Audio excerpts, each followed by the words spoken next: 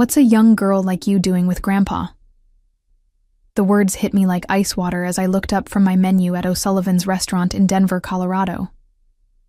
3 college students stood behind my husband Robert, blocking our booth with cocky grins plastered across their faces. "My name is Janet Mitchell, and at 47, I've learned that appearances can be deceiving. Most people see a petite woman with soft features and assume I'm harmless. They're not entirely wrong. I prefer peace to conflict. But 15 years in special forces taught me that sometimes peace requires strength." Robert, only 2 years older than me at 49, looked up calmly from his salmon. His gray hair caught the restaurant's warm lighting, and I could see the slight tension in his shoulders that meant he was assessing the situation. Like me, he'd served in special forces, though he'd transitioned to private security consulting 5 years ago. "Does he even still work?" laughed the tallest one, a kid with bleached hair and a leather jacket that screamed fraternity. His name tag read Brad, probably from some campus job. "I mean, seriously, what's the deal here?" The second boy, shorter but stockier with multiple piercings, snickered. "Maybe she's his nurse or something. You know, helping Grandpa cut his food?" His friends called him Tyler, and his breath reeked of cheap beer. The third student, Jake, had intelligent eyes that should have known better, but peer pressure makes fools of smart people. "Come on, sweetheart, you could do so much better. Why don't you ditch the old man and come party with us?" I felt that familiar calm settle over me, the same stillness that used to descend before missions in Afghanistan. My training kicked in automatically. Assess the threats, identify exits, protect the asset. In this case, the asset was our peaceful dinner and Robert's dignity. "Have a good evening, gentlemen," I said softly, my voice carrying the kind of quiet authority that made Robert glance at me with raised eyebrows. He knew that tone. The restaurant's other patrons had started to notice. An elderly couple 2 tables over whispered among themselves, while a family with young children looked uncomfortable. The manager, a nervous-looking man in his 30s, hovered near the kitchen door, but seemed unsure how to handle drunk college kids harassing customers. Brad leaned closer, his cologne mixing unpleasantly with the smell of alcohol. "Oh, come on, don't be like that. We're just being friendly." His hand reached toward my shoulder, and I saw Robert's jaw tighten. Something dark flickered in my chest. Not anger, but certainty. These boys had no idea what they were walking into, and their arrogance would be their downfall. The harassment at O'Sullivan's restaurant wasn't our first encounter with ageist assumptions, but it was certainly the most aggressive. People often stared when Robert and I went out together, making their own assumptions about our relationship. Some thought I was a gold digger. Others assumed he was having a midlife crisis. None of them guessed we were both retired Special Forces operators who'd met during a joint training exercise 12 years ago. Robert had been my commanding officer initially, though only for 3 months before I was reassigned. We'd reconnected 2 years after my discharge at a veterans gathering, and the attraction was immediate and mutual. He'd supported me through the difficult transition to civilian life, understanding the challenges in ways most people couldn't. "Ma'am, is everything all right here?" The manager finally approached our table, wringing his hands nervously.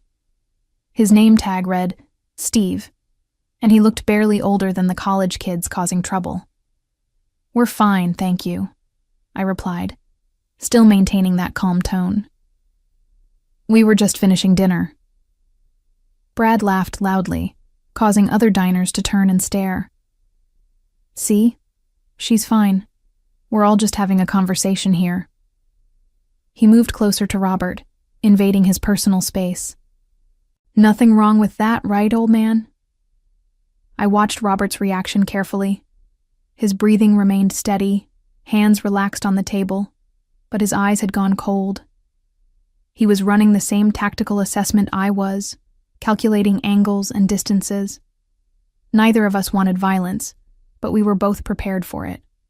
Tyler, emboldened by his friend's aggression, decided to join in. "I bet you were real tough back in the day, huh? Probably fought in Vietnam or something ancient like that. Korea, maybe?" Jake added with a sneer. Before they had all the fancy technology? The ignorance would have been amusing if it weren't so insulting. Robert had deployed to Iraq and Afghanistan multiple times, earning commendations for his service in counterterrorism operations. But explaining that to these kids would be pointless. Boys, Robert said quietly, you should probably head back to your friends now. Or what, Grandpa? Brad challenged, puffing out his chest. You gonna fight all three of us?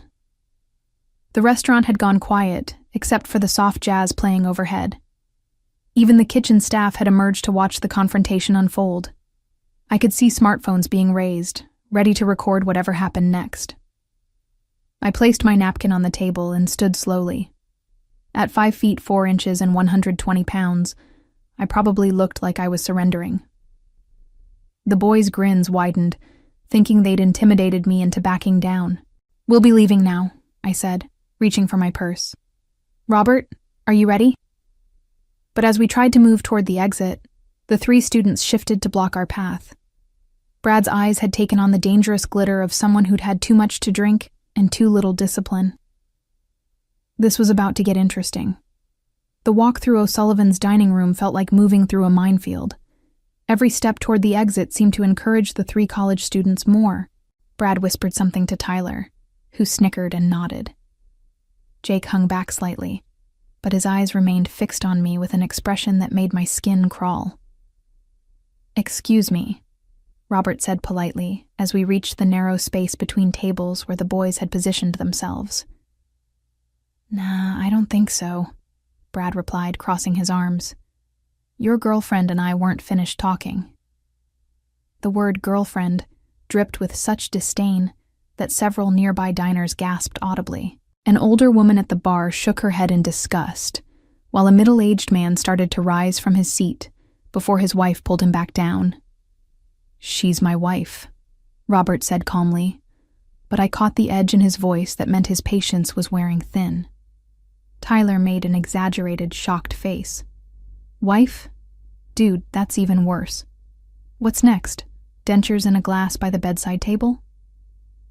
The cruelty of youth combined with alcohol created a toxic mixture. These boys thought they were clever, but they had no idea they were poking a sleeping dragon. I'd faced Taliban fighters with more sense and better manners. We don't want any trouble, I said, keeping my voice gentle but firm. We just want to leave. See, that's the problem, Jake chimed in, apparently finding his courage. We're not ready for you to leave. We're having such a good conversation. Brad stepped closer to Robert, close enough that their chests almost touched. My husband didn't back down, but he also didn't escalate. He was giving them every opportunity to walk away with their dignity intact. You know what I think? Brad said, loud enough for half the restaurant to hear. I think this pretty little thing needs to be with someone who can show her a good time, someone who doesn't need pills to get the job done. The insult hung in the air like a slap. Robert's face flushed, not with embarrassment, but with controlled anger. I could see his hands clench slightly before he forced them to relax. That's when I made my decision. These boys wanted a reaction, wanted to humiliate us publicly for their own entertainment. They thought they were safe, because I looked harmless, and Robert looked old. They had no idea that between the two of us, we had over 25 years of specialized military training. All right, I said, my voice taking on a different quality entirely. If you want to do this the hard way, let's do it properly, outside. Brad's eyes widened with surprise and delight. Oh, this is getting good. You hear that, boys? Grandma wants to take this outside. Tyler pumped his fist. This is gonna be epic. Jake looked uncertain for the first time, but peer pressure won over common sense. As we moved toward the exit, I caught Robert's eye and gave him the slightest nod. He understood immediately and returned it with a barely perceptible smile. They had no idea what was coming. The Denver evening air was crisp as we stepped into O'Sullivan's parking lot, the setting sun casting long shadows between the cars. The 3 college students followed us out with the swagger of young men who'd never faced real consequences for their actions. "This is perfect," Brad announced, looking around at the mostly empty lot. "No audience except the security cameras, and honestly, who's gonna believe this anyway?" Tyler was already pulling out his phone. "Dude, we have to record this. 3 college guys versus Grandpa and his sugar baby? This is gonna go viral." I shrugged off my light cardigan and folded it carefully, placing it on the hood of Robert's truck. The simple action revealed my toned arms and shoulders, evidence of years of physical training that I'd never stopped maintaining. The boys were too drunk and arrogant to notice the warning signs. "Last chance to walk away," Robert said quietly, positioning himself where he could watch all 3 students while staying out of my way. "No harm done, no hard feelings." "Oh, come on, old man," Jake called out, emboldened by his friend's laughter. "You really gonna let your wife fight your battles for you? That's embarrassing even by your standards." I took a deep breath, centering myself the way my instructors had taught me 15 years ago. The familiar calm descended, that special state of relaxed awareness where everything slowed down and every detail became crystal clear. "All right," I said, rolling my shoulders to loosen them. "Do you want me? Let's do it. One idiot at a time."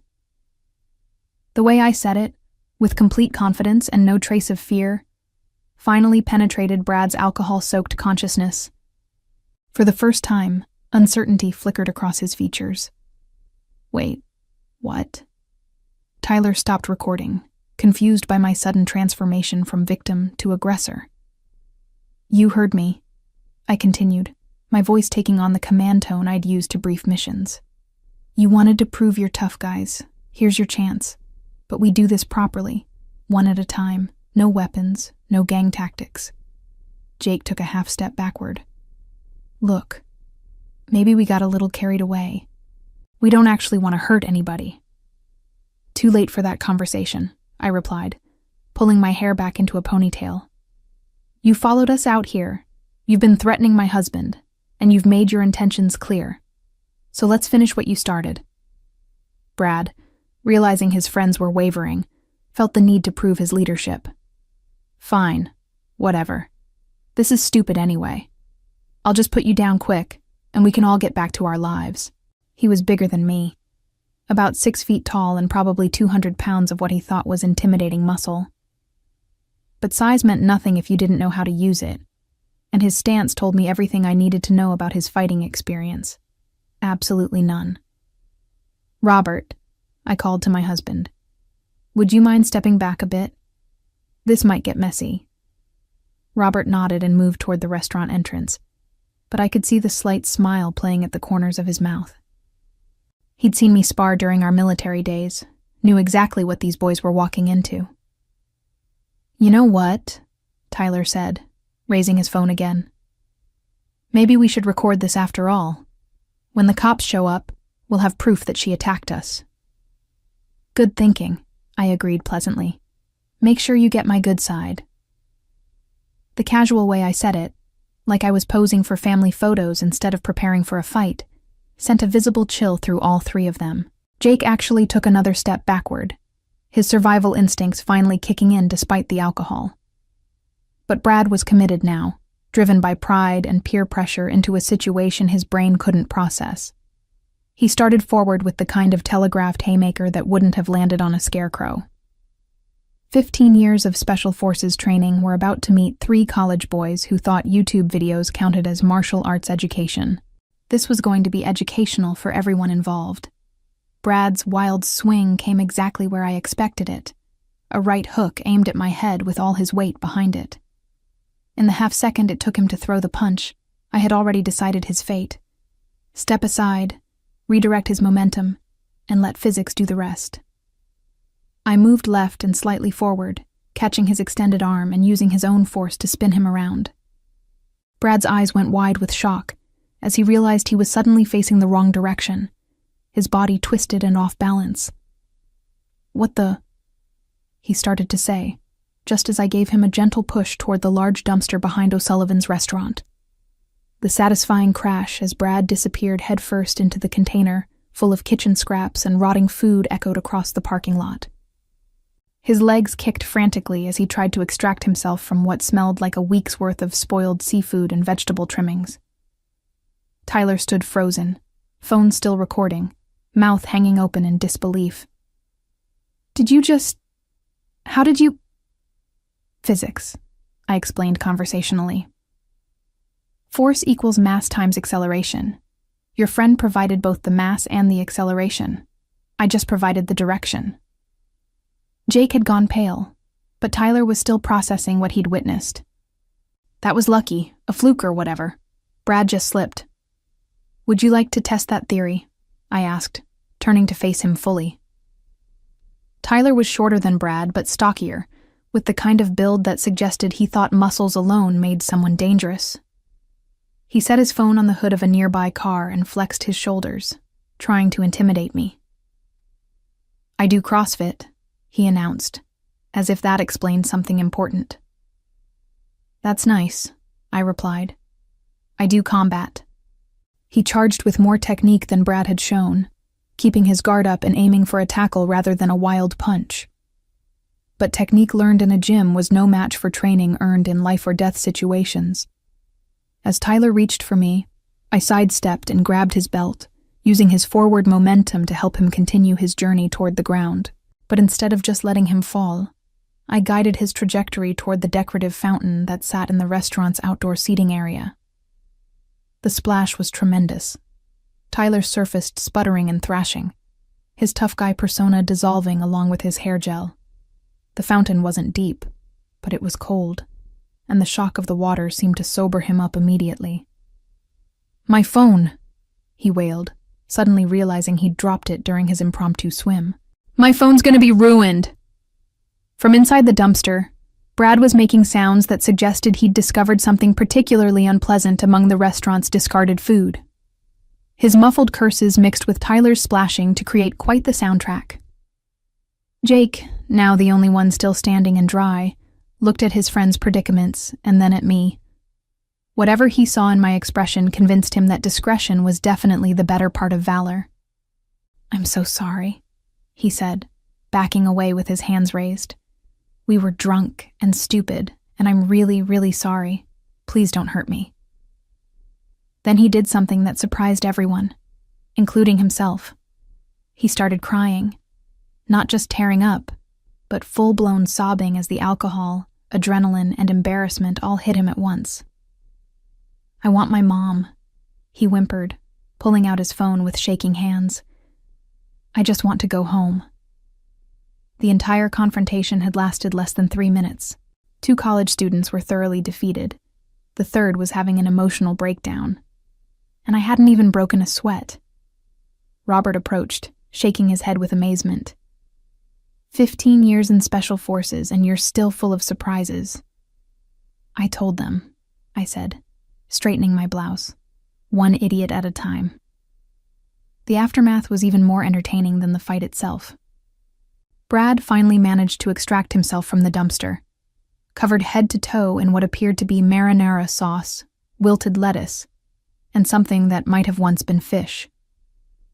The smell that came with him was so overwhelming that even Tyler, still sitting waist-deep in fountain water, wrinkled his nose in disgust. This is assault, Brad shouted, trying to wipe rotting vegetables from his face. I'm calling the cops. I'm calling my lawyer. I'm calling everybody. Excellent idea, I agreed, pulling my own phone from my purse. Let's call them together. I'm sure they'll be very interested in the security footage of 3 men following a woman into a parking lot. Brad's face went even redder than it already was from the tomato sauce. You attacked us. Did I? I looked around innocently. Robert, did you see me attack anyone? My husband, who had moved closer to get a better view of the entertainment, shook his head solemnly. I saw 3 young men lose their balance and fall into various objects. Very clumsy. Tyler had managed to climb out of the fountain, but was now shivering uncontrollably, his clothes dripping and his phone clearly waterlogged. This isn't over, he chattered through blue lips. Oh, I think it is, I replied calmly. Unless you'd like to explain to the police why you harassed a couple having dinner, followed them outside, and then somehow all ended up looking like you lost a fight with gravity. Jake was still on the phone with his mother, sobbing into the device while trying to explain his situation. No, Mom. I don't know how it happened. 1 minute we were talking to this lady, and then Brad was in the garbage, and Tyler was in the fountain, and I think I might need therapy. The restaurant's back door opened, and Steve, the manager, emerged with 2 other staff members. They took in the scene. The garbage-covered Brad, the soaking wet Tyler, the crying Jake, and Robert and me standing there completely unharmed and unruffled. "Is everything all right out here?" Steve asked cautiously. "Everything's fine now," I replied pleasantly. "These gentlemen were just leaving." Brad tried one more time to salvage his dignity. "This crazy woman attacked us. Look at me. Look at what she did." Steve glanced at the security camera mounted above the back door, then at me. "Ma'am, did you put this young man in the dumpster?" "Not at all," I said honestly. "I simply stepped out of the way when he tried to hit me. Momentum did the rest." One of the other employees, a cook still wearing his apron, was trying very hard not to laugh. "That's going to be some interesting footage for the police to review." "The police?" Brad's voice cracked slightly. "Oh yes," Steve nodded. "We always turn over security footage when customers complain about being assaulted on our property. Standard procedure." Tyler and Jake exchanged worried glances. Even through their alcohol and embarrassment, they were beginning to understand that pressing charges would mean having their behavior examined by authorities, parents, and probably their university. "You know what?" Jake said quickly, ending his phone call. "Maybe we should just forget this whole thing happened." "Speak for yourself," Brad snarled, trying to scrape something unidentifiable off his shirt. "I'm not letting this slide." "Brad, shut up," Tyler hissed. "Do you want to explain to Coach why we got arrested for harassment? Do you want this on our permanent records?" The reality of consequences was finally penetrating their alcohol-clouded judgment. These weren't just random strangers they could intimidate without repercussions. This was real life, with real cameras and real police who would ask real questions about why 3 college men had cornered a middle-aged couple. The fight was over, but the humiliation was just beginning. The perfect ending to the evening came when Jake's mother arrived in a Honda Civic that had seen better days. She was a small, tired-looking woman in scrubs who took one look at her son's tear-streaked face and the general chaos of the parking lot and immediately understood that her boy had been up to no good. "Jacob Michael Thompson," she said in the voice that mothers everywhere use when their children have disappointed them spectacularly. "What on earth have you done?" Jake tried to explain through his sniffles, but the story made no sense even to him. "We were just talking to this lady, and then everything went crazy, and Brad fell in the garbage, and Tyler fell in the fountain, and she didn't even do anything, but somehow it's all our fault." His mother's gaze swept over the scene.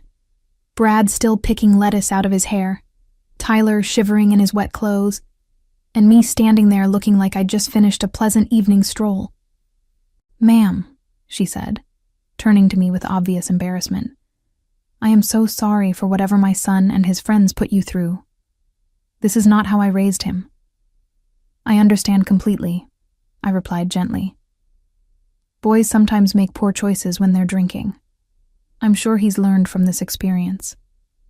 Jake nodded frantically. "I have, Mom. I really, really have." Brad's ride arrived next. A lifted truck driven by someone who was clearly his father, judging by the identical scowl. The man took one look at his garbage-covered son and shook his head in disgust. "Get in the back," he growled. "You're not sitting on my seats like that." Tyler's pickup came last, driven by what appeared to be his older brother, who couldn't stop laughing at Tyler's soggy appearance. "Dude, you smell like fountain water and shame," the brother chuckled. This is definitely going on social media. As the various vehicles pulled away with their humiliated cargo, Robert and I stood alone in the parking lot, watching the taillights disappear into the Denver night. The The security camera above us continued its silent vigil, having recorded everything for posterity. "Well," Robert said, putting his arm around my shoulders, "that was more excitement than I expected from dinner." "I tried to handle it peacefully," I replied, leaning into his warmth. "They chose escalation." Steve approached us one final time, still looking somewhat stunned by what he'd witnessed. "Ma'am, I have to ask, where did you learn to do that?" 15-year Special Forces, I said simply. "Turns out the training sticks with you." His eyes widened with new respect. "I had no idea. Those boys had no idea what they were messing with." "That's the point," Robert added with a smile. "The best warriors are the ones who don't look like warriors." "Your meals are on the house tonight," Steve said immediately. "And if you ever want to come back, we'll make sure you get our best table." As we walked to Robert's truck, I noticed my cardigan still folded neatly on the hood where I'd left it. I put it back on, transforming once again from tactical operator to suburban wife out for dinner. "You know," Robert said as he started the engine, "I was ready to step in if things got too serious." "I know," I replied, reaching over to squeeze his hand. But it felt good to handle it myself. The drive home was peaceful, a comfortable silence between us that spoke of years together and complete trust. The radio played soft country music, and the city lights of Denver twinkled around us like stars. When we arrived at our quiet suburban home, Robert pulled me close as we walked up the front steps. "Have I mentioned lately that I am incredibly proud to be your husband?" he murmured against my ear. "Show me," I whispered back. And he did. We spent a wonderful night together, celebrating not just our love, but the quiet strength that comes from knowing exactly who you are and what you're capable of when the situation demands it. The 3 college students found themselves dealing with consequences that extended far beyond their embarrassing defeats in O'Sullivan's parking lot.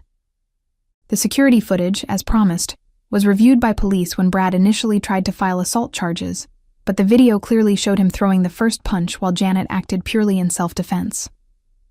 When the footage inevitably leaked online, it went viral under hashtags like Instant Karma and Wrong Woman, turning the 3 into internet laughingstock, as thousands of people watched them being systematically outmaneuvered by a middle-aged woman without her ever throwing a punch.